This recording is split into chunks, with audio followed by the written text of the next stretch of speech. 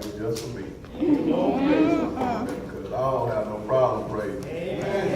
You got a problem, that's your problem. That's right. I can't pray it in you, I can't pray it out of you, but I tell you this. You better let him know right now. You better let him know. Yes, Lord. Thank you, Jesus. Because if you're getting ready to go to heaven or hell, the pastor can't preach you in it. He can't preach you out of it. I can preach the hell out of you now. Don't get me wrong. I can do that. But he can't keep you from going there. That's all on you. Amen. Thank you, Lord. All right. Thank you, Lord. If you would turn with me to Luke's Gospel, chapter 13. All right, Luke. Luke. Dr. Luke, the great physician. The Acts writer. Dr. Luke. His position, Luke chapter 13, verse 6 through 9. My junior deacons up here on the front row. They stand in their post. Luke chapter 13, verse 6 through 9. Amen. Have to say amen. Amen. Chapter 13, verse 6 through 9. Reading from the King James Version, and he said, he spake also this parable, talking about Jesus. A certain man had a fig tree planted in his vineyard. And he came, and he saw fruit thereon, and found none. Then said he unto the dresser of his vineyard, behold, these 3 years I've come seeking fruit on this fig tree, and find none. Cut it down. Why cumber it in the ground? And he answered and said unto him, Lord, let it alone this year also, till I shall dig about it and dung it. And if it bear fruit, well, and if not, then after that thou shalt cut it down. You may be seated this morning in the presence of the Lord. If we speak on this subject, don't let the Lord have to cut you down. Heavenly Father, we thank you, Lord, for leaving this word with us, Lord, right now to be able to preach to your people, Lord. Father, let me decrease now that you may increase, Lord, that they may hear you, see me, but hear you. Touch someone's heart, Lord. Put us on one accord right now, Lord, as we go through this word. To be able, Lord, to share with each other, Lord, and find comfort in the words, Lord, that will be spoken. Thank you for the Gospels, Lord, that we can go and refer to and read on, Lord, and understand what it is, Lord, you're trying to give us. Someone, Lord, has a request this morning that will be found in the words that you've given us on this day. We pray right now, Lord, that you would just let us stand up. Let us be able to worship and praise, Lord, without fear.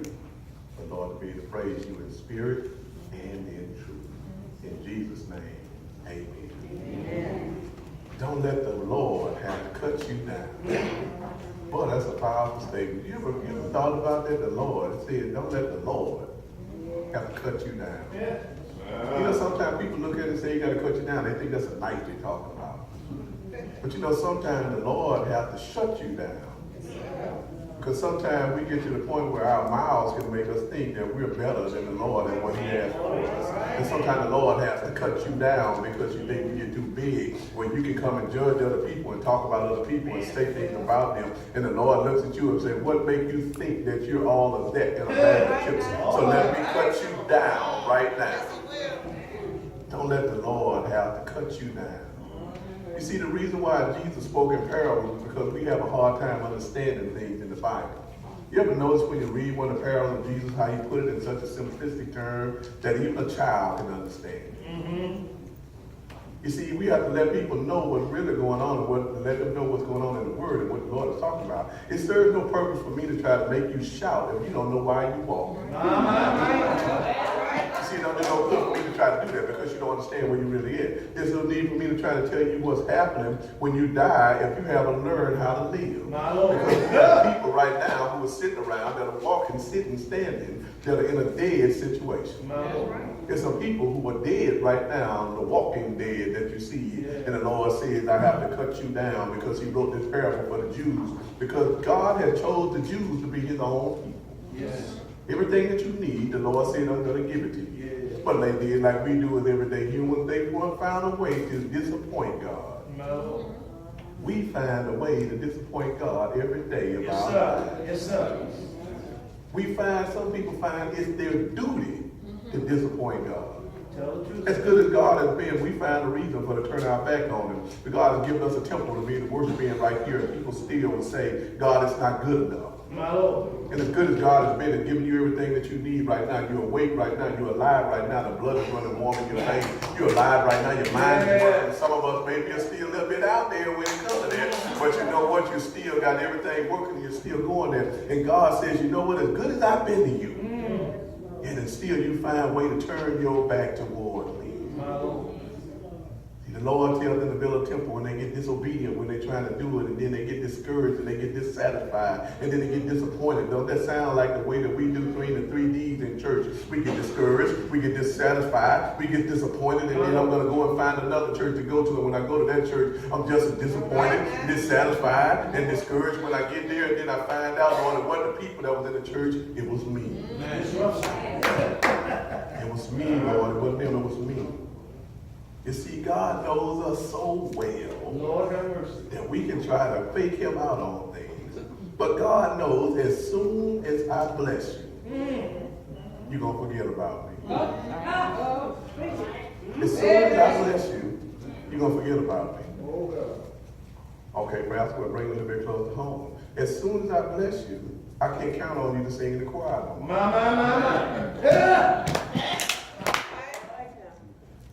That didn't come close enough. I have to push a little bit closer. As soon as I bless you, I can't find you a prayer meeting no more. As soon as I bless you, I can't find you a Bible study no more. And help you, Lord, if you ask me to come to Sunday school, because that's just a little bit too early in the morning. But if they was having a sale at the mall at 10:30, I would be the first one in line there, because I want to go there and see what the sale is all about and stuff. But as soon as I bless you, you forget all about me. You see, that sounds like church. God blessed the church, and he told them that, you know what, I got everything that you need. But you know what, Lord, I want it done on my terms. Don't let the Lord have to cut you down because you want to make terms and give God terms. God don't do those things. God said that I created you. I know exactly where you're at, exactly what you're doing. I know exactly where you're going. So how dare you come up to me and try to come in and word and balance and do all of these things to me. As good as I've been to you, as good as I've been to you, and you find a way to treat me like this. You see, it sounded like a church I heard about, Deacon Evans. God bless the church tremendously, just like we're looking around here. It started out in the living room, and all of a sudden it started growing. At one location, they got so big, they had to move the chairs out in the middle for to be able to shout. There wasn't enough room there. The choir couldn't even fit in the choir stand. And every Sunday morning, they were crunched in there like sardines trying to get up and sing. The church was packed every Sunday, and the Spirit of the Lord was there all the way through it. And you know what? God said, you know what? I'm going to bless you with pews so you can get people in here. And God gave them the resources to be able to build a big, fine building. And you know what, Lord? We don't have air conditioning in here. God put air conditioning in it. But after God blessed them with all of that, they forgot about God. Yeah. And they began to focus on the building of what the building was. And I began to focus on the choir and what the choir really was. And I started focusing on the pastor because we want to be able to go here because everybody else is going here because that's what everybody says about this church. But God said, I put a church there for you to be able to go to, but how dare you walk away from it because I gave you everything you need. Don't let me have to cut you down. What you've done, God tells them, I gave you everything. See, God knows that we struggle sometimes to be humble. Yes. He knows that's the hardest thing that we got to do because we focus so much on the big eyes and the little U's that we forget about the us and the things. What really matters to God. It's not the individuals. It matters to God that we are all there. When Paul and Silas was in prison, when they were liberated and the captain came and said, where are you at? I see all of you to the left. And Paul said, don't trouble yourself. We are all here. We are all right here, right now. Don't let the Lord have to cut you down when you think that you're better than everybody. There are pimps, ex-pimps sitting right out here right now. There are ex-people been on drugs out here right now. There are ex-alcoholics out here right now. There are ex-cheaters out here right now. There are ex-liars out here right now. Everybody that God has been able to use has had something going on in their life where he had to say, how dare you come and talk about them when you should be looking at yourself? Don't let me have to cut you down and show who you really are. Because if God really exposed who we really were, my Lord, we really be here because he said, how dare you come and try to criticize my people and make you think that you're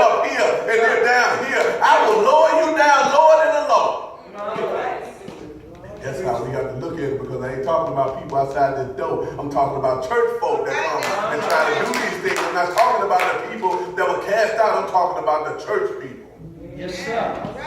See, sometimes we find ourselves loving the stuff that God done gave us. Oh, See, we yeah. think that the more stuff that we get, the bigger house that I get, the bigger car that I get, the more money I got in the bank, the kind of job that I have, the kind of clothes that I wear, that's going to make me something in God's eyes. God say, don't have me to have to cut you down and take all of those things that you say. It's something big when it ain't nothing in my eyes, because you know as sure as I gave it to you, I can take it away from you. I can move it out the way. And when you think that you're bigger than what you really are. All of that stuff. Yes, sir. God knows that the minute I start blessing people, then you forget all about me. See, Job had it right. Job said, though you slay me, yet will I trust you. You see, the frustration of the owner of that vineyard, let me show you something. He had grown weary of the evidence that he came and said, I'm going to cut this tree down because it's not productive at all. He didn't receive nothing in return for his investment. Nothing. He didn't get anything. He was fed up and said, I'm not dealing with this anymore. I know I'm talking to somebody in this room right now that has invested in something and you didn't get a return of investment on what you put yourself into or what you put your money into, and you didn't get a return on investment of what you were trying to see, and you didn't receive nothing from it, and it frustrated you and you got you mad and you say, you know what, I got to get away from this. Yes, sir. Because I'm not getting nothing out of it. See, it's just like blessing. God, you come to God with that problem, and just when God is getting ready to bless you, it's right there at the door, you give up. You give up. I don't believe you're going to give it to me anyway, Lord. You took too long. The Lord said, what makes you think you can count my time? You can't count my time. You can't tell me what to do. I do things on my time. If I give it to you a little bit too early, you won't know how to handle it. Yeah, but if I hold it a little while and let you be able to go and show me that you got all that stuff out of you, understand what I'm trying to say. You see, you've invested in things that turn out wrong and didn't come out the way you did. You invested in your children and now they won't even talk to you. Oh, Lord, Pastor, no, that ain't me. You talking about the wrong people. We don't have that kind of problem. We don't have that. You invested in your job and you the first one got the pink slip. Oh, no, Pastor, that never happened to me. You know what? You invested in your spouse and you came home one day with a post-it note on the door saying, you know what, I'm gone. Don't let the Lord have to cut you down. This man is saying, I done done enough with this tree. I didn't have produced any fruit yet. I don't know what I'm going to do with it. I'm not going to take this any longer. Parents with tough love have to tell their disobedient children sometimes, you can't stay here and do your own thing. You know what? It's time for everybody to have their own place. It's not for one people. Like my mom and dad told me, my dad, there's only one rule of this house right here. When you can't live by my rules, it's time for you to go. We don't want to do that stuff. I know we don't have that problem, Pastor, walking up the wrong street right here. But I heard up in this text where the Lord say it's time out for business as usual. Yes, sir. See, because we get that business as usual act, we get that in our minds on that. We've gotten away with it in the past. And now God is saying, you know what, that's not acceptable for me any longer. You got to sacrifice something for what you're trying to get. You got to go through something for what I'm trying to give you. You got to show me exactly where it is, what you're trying to do. And the average person will say, Lord, that's a little bit too hard. The rich young ruler, God said, I done gave you all. What I got to do to be able to get to heaven? You got to sell all your stuff and give it to the poor. All of my good junk. I got to sell all of this stuff. You know how hard I work for it, Lord? And now I got to give it all away. I don't want to give it to these people. I don't like them. If you want to give them something, kill them all. Then I ain't got to give them nothing. Preach out. All right. Don't make me have to cut you down. You see, we ought to look at what we've done here at Westridge. We can do things a little bit better. We got to look at how we do things here. We can do things a little bit better. Yes, rules and regulations are meant to be changed. Everything is not meant to stay the same because it can't. Because in order for you to grow, you got to go through some things to be able to get there. That sermon you got to go through to get through sometimes. You got to go through something to be able to grow in order for the Lord to be able to see it. Because if he don't understand it, then I can't grow you anymore. We pay people to sit in corporate boardrooms just to develop strategies on how to do something better. When everything we need to learn how to do it better, it's all right here. We don't have to look no way else for it. Designers and inventors come out with all kind of products that you go out there and buy and that you don't even need. Yes. A new iPhone go out $1,000. You're going to run out there, you ain't got $1,000 in your name, but you're going to go out there and get in debt. You're going to go out there and get something to tell everybody. Look at what I'm looking at right here. Don't you know Madison Avenue told you that I can sell sand to a man living in a desert, and you're going to go out there and let them people sell you all of this stuff that you don't need? See, I believe the Holy Spirit is telling us today, God is saying, no. To his people right there, I want business, but I want it to be better than it's already been. God deserves our best. I don't care what it is. When we give him, we should give him our best. I don't care what it is. If you can come in the Lord's house, and the Spirit of the Lord is with you, and you can sit there and don't praise him, and you can't give him honor, and you can't give him glory, then why come to him with a problem? I'm telling you, he sees all of those things, and then you become like a fig tree. Yes, sir. You see, God gets frustrated with us. God gets frustrated with his own people. You don't believe it? Come here, Abraham. Come here. Should I hide from Abraham what I'm getting ready to do? I'm frustrated with them people down there in Sodom and Gomorrah. Should I hide from Abraham what I'm getting ready to do? In other words, I'm getting ready to cut them down. We don't see how powerful God is. Yes, sir. You know, if Jesus gave his life for you and I to be saved, Yes, sir. I ask you this question. Are we worth what Jesus really gave up? My Lord. Are we worth what Jesus really gave up for me to have life? What about God's investment in his church? Yes, sir. What's his return? What's his investment been right here? He told us, go ye therefore and seek. Find those out there who need to come and hear the word. We want to do it from the inside. We don't want to go out there and talk to the people outside here. We don't want to do that because they're not like me. I don't want to go out there to them and talk to them right there. Somebody show up in the door without a suit on, you want to turn around right there. Let me tell you something. Don't do that. Because it ain't them. God gonna say, let me cut. Watch who I gotta cut down. It's you he gonna take down to. Because he gonna say if they came in there and they were poor, why didn't you take care of them? You see, the Lord have to see those things. You know, I wonder. Nobody in this world wants to give up anything for the needs of somebody else. Sometimes all you get is a good feeling. Sometimes all you get is a thank you. Don't give nobody something if you're expecting something in return. Don't do that.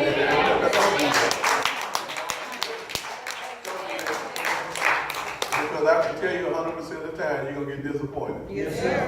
If the one thing can break up families, money can break up families. Don't loan nobody nothing if you can't afford to lose. Don't do that. I had to learn to live in my life, Brother Porter, where you know when you loan somebody some money, you're going to ask about their money, they get mad at you. Learn that to be able to see that for myself. I didn't understand that. Why? I don't know that got you out of what you was in, but now you mad at me. It ain't gonna be I gotta cut you down, now I gotta cut you. You took my money to do this, now I gotta take care of you now. I'm on the tell you. I believe God looks at the church and say, you know what, I should be getting a better return from right here. Have you ever seen a fig tree before? You know that you can't climb a fig tree. Because the branches on there are so poised, you can't climb them. I remember my grandfather scared me and my brother to death. He said, if you fall out of a fig tree and you break your arm, it'll never heal. I never climbed, got a fig. I didn't want no figs after that. I don't want no keeper for yourself. I don't want none of those, but you know, he told us that. But you know, in the compassion that the Lord shows, he tells this man said, get rid of the tree now. I don't hire a vine dresser. Or somebody come out here, a gardener, just like you hired your house and stuff. For those of you that got enough money to be to hire people to take care of your yard, I still have to do my own and stuff. But you hired somebody to come and take care of it, and this man still couldn't do it for 3 long years. I watched this tree and haven't given it a fig, something wrong.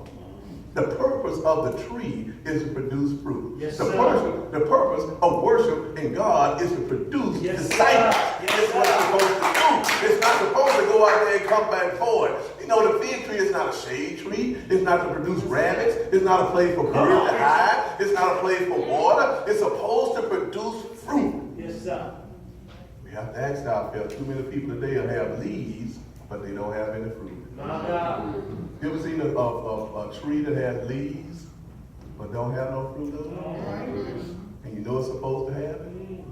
Me and the squirrels had to come to an understanding out the back. It's loaded with pecans back here, man. Look at here. As long as you leave some out here, you'll live. If you don't, that black pot right there, that's where you're going. That's because this is what we have. There's no leaves out there. In other words, what the tree was given was false advertising. Yes, sir. I'm a fig tree, but I don't have no figs on it. Too many people in the church today have giving God false advertising.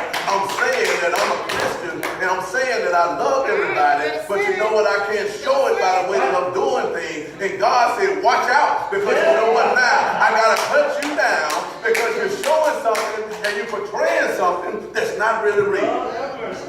You have people coming to the church house and say, if I had 10,000 tongues, I couldn't praise the Lord enough. But I can't get you to praise Him with the one tongue that you got right now. I can't even get you to do it right now.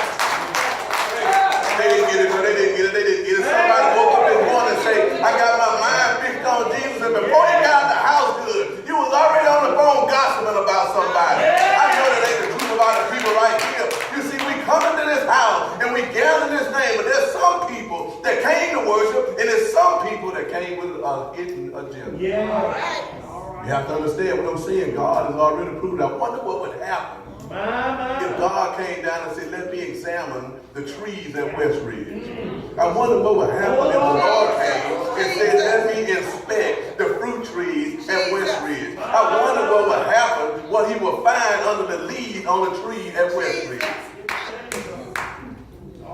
You see, we have all kinds of leaves on there. We have church look leaves. How you look around at everybody, let me tell you what so-and-so had on. And I know the nails she got on ain't real, and I know that ain't her real hair that she got right there, but she want to come in here in front like she got all this going on right here. I don't know, though, even got everything that's real on her. We got people that got the look lead, and then we got people that want to make the clothes lead. How they came in here with their pants sagging down right here, and they could have wore some different clothes to the church house. You can't come in God's house looking like that. You got the clothes lead like, and then you got the church act lead. I want to come in here and act holy, holy, holy, holy, holy. And before I walk out the door, I'm cussing somebody out right now. I got the things that I said I was right there. I got the church lead, but you know what? That's not the real me. No, sir. Preacher. I'm trying to tell you that watch out for God. I can cut you down. The owner said, you know what? I stopped by here for 3 years. I need to tell you on this trip, I came by here, you know, God gets angry when the tree didn't produce fruit. I need to tell you, Westridge, that the owner of the church has been stopping by here for over 65 years to be able to see what's going on right here. I wonder the next time he comes and inspect this church and he finds no fruit, what's he going to tell us? My Lord. What's he going to say? What's he going to say? I need to tell somebody right here, right now, that the high hopes and high expectations of this church resides in you. Yes, sir. Don't let the Lord have to cut you down. Yes, sir.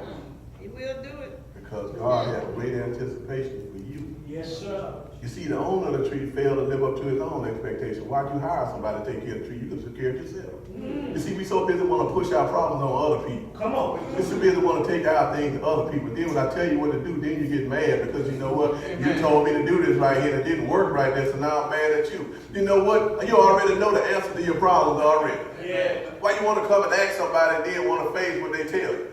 Oh, Lord, the deacons told me this. I can't listen to them. Let me go talk to the pastor. Oh, no, I can't talk to them. I got to go and talk to so-and-so. I'm going to the church over here and talk to the pastor over there because they didn't tell me what I wanted to hear. And then when you get right there, and you hear them tell you something else, they're going to send you right back to Westridge because you know what? I heard the pastor say, don't let God have to cut you down. Yes, sir. All because this is how you acted when you got there. You see, we don't understand where he is, what he's trying to tell us.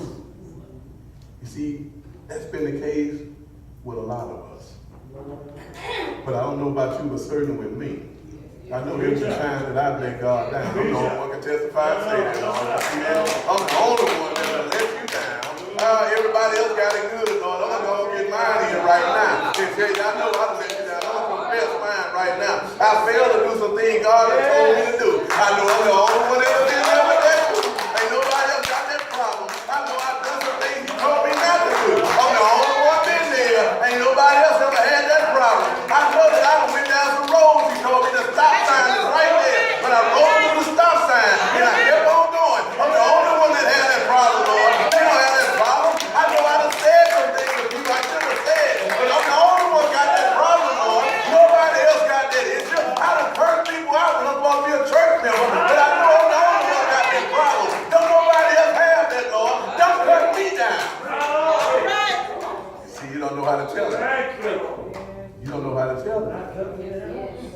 There's been times when I haven't lived up to God's expectations. There's been times when I haven't lived out His plan for me. But you know what? If you're here today and you realize that today God down, I got good news for you. You know, He say, I'll give you a second chance to get it right. But you got to want it. You got to reach out there and get it. You got to confess what you've done. You've been living with that thing hidden a little bit too long. You got to let it go right now. When it's confusion in the church house, God say, I can't be in the midst of that. Yes, sir. Lord said, I got to cut you down. Yes, sir. The text say that the tree was planted. That means it was placed in a place where the owner wanted it to be. Yes, sir. Don't that sound like church folk when you go to church hop over here? I didn't get what I got at this church right here, so let me hop over here. Let me plant myself over here. And you find out there's no fertilizer over there, so you begin to wither, you begin to fall down. And I can't get it right there, so let me go over to this church over here. And I go over there and stuff, and then all the people start looking at you like you're twisted, like something wrong with you. You know what? They done treated me bad over here. So you know what? You get like the prodigal son. Let me go back home, because you know what? Everybody treated me wrong over there. But if I go back home, the people may have treated me like this, but at least they treated me a little kind. Don't nobody care about me over here at all. My God. Don't let me have to cut you down. Yes, sir. I see, I need to let you know that you're not here by accident today. No, sir. You're not here by accident. No, sir. You came to this place because God told you this is where I want you to be right now. You know what? If we don't know, that don't understand, that can't understand it, we make all kind of excuses of why we can't do something. You know what an excuse is, don't you? Yes. All excuse is a lie dressed up to look like me. Yeah. That went all the way down 151 right there. Let me give it to you again. An excuse is just a lie dressed up to look like reason. You can make excuses for anything. Yes, sir. You see, the tree was in a vineyard. It had everything it needed. It had irrigation. It had fertilizer. It had sunshine. But something happened. The owner said, cut it down. I need something better because I need some fruit. And he said, I can't get it from you. My Lord. Now I got to cut you down. Oh, God. The Lord is telling us today that Westridge, that you need to look around and see all the fruit that's outside of here. But you know, I wonder if God is wasting his time. Oh, Lord. You ever ask yourself that question? Oh, Lord. Lord, why are you so mindful of me? Are you wasting your time worrying about me? But there's still hope. There's still good news. Because the dresser, Jesus Christ, came to God and said, you know what? I know the tree hasn't produced any fruit right now, but you know what? You're not wasting your time. I don't know if everything's been done to be able to bear fruit for them. Maybe we need to have more people at Bible study. Maybe we need to have more people at prayer meeting. Maybe we need to have more evangelistic missions. Maybe we need to reach out here to the poor. Maybe we need to do some of these things. If you just give them one more year, somebody here ought to thank God for second chance. Somebody said, I'm not going to give you another chance right now. Somebody ought to say, you know, I was on my way to hell, and God stood up on my side. But the blessing of the bench to say, I'll give you one more chance, and give you another chance to get it right. Somebody said, I know what it means to live without if I'm fit to die, but the blessing said, it's not time for you to die. I got another time for you. Maybe all I need to do is prune you a little bit. Maybe I need to cut those bad habits out of you. Maybe I need to cut off that unforgiving heart from you. Maybe I need to renew your mind. Maybe I need to renew your spirit. Maybe I need to show you how to really love people. Maybe I need to purge you and plant you in some better soil. Yes, sir. But I'm so glad that the Lord said, don't cut them down. Give them another name right now. Thank you, Jesus, for coming and saying, you know what? I know that little boy here preacher has done some things, but just give him another chance. All he's asking for is a chance to turn him around. And if the Lord pick you up and turn you around and plant your feet on solid ground, I tell you, you can ready to do anything. You got to understand. Go ahead, teach, Lord. Teach, Lord. Yes, sir. Don't let it have to cut you down. You see, God will give you opportunity after opportunity after opportunity to be able to get everything right. But you know what? Getting on the Monday based on how well you handle things that's going on Sunday. We get to July, if we're productive in June. Next year come, if we get through 18 and what we're doing to 19. I'm glad this morning that all those things come from the Lord, and because of that, he's worthy to be praised. Because you know, he's going to call me into the depth right now. I believe there's somebody here this morning that owe the Lord some back praise. You can sit down on the pew just to live too long, and you haven't given the Lord what he stands in need of. You haven't praised him for what he's done for you. But you can sit there and say, I'm quiet. You ought to be shouting hallelujah.